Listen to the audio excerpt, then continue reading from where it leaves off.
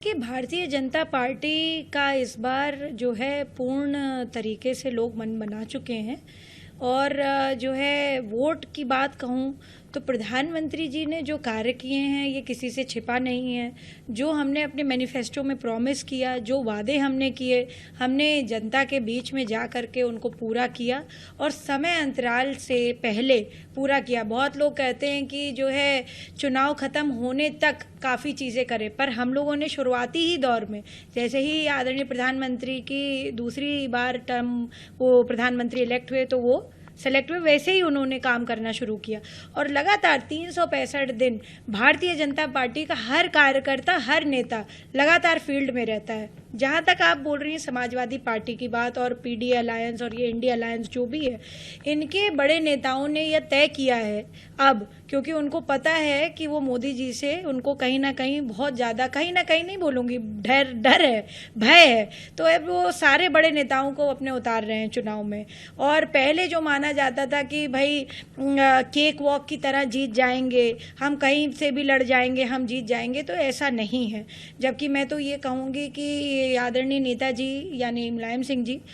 जो मेरे ससुर भी हैं, उनकी वजह से जो है बहुत सारी सीट्स सेफ मानी गई, क्योंकि उन्होंने अपने दम पे और अपने पीपल्स कनेक्ट की वजह से वो उस पे मेहनत करके उन सीट्स को बड़ा सेफगार्ड बनाया। पर उन सीटों पर भी भारतीय जनता पार्टी ने अपने वर्चस्व स्थापित किया है, कमल का फूल उन सीटों पर भी खिला है। तो मैं ये कहूँगी कि ये सारे जितने अलायंस वाले लोग हैं, इंडिया अलायंस वाले लोग, ये लोग अब यह तय कर चुके हैं कि मोदी जी को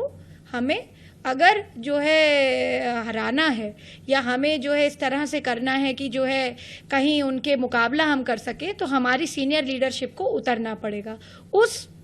तहत जो है इन्होंने भी अपना नामांकन भरा है। और दूसरी बात है, कभी चेंज करना, कभी पार्टी टिकट बदल रही है, कभी फिर दे रही है, कभी कुछ कर रही है, तो ये सब बहुत सारी चीज़ें हैं जिस पे मुझे लगता है कि जाने की आवश्यकता नहीं है। और जनता बहुत स्मार्ट है, बहुत सजग है और वोटर हमारा बहुत समझदार है। उसको पता है कि प्रधानमंत्री जी ने बहुत काम किया है, उज्ज्वला से लेकर के, इज्जत घर से लेकर के, लखपति दीदी योजना से लेकर के और 370 हटाने से लेकर के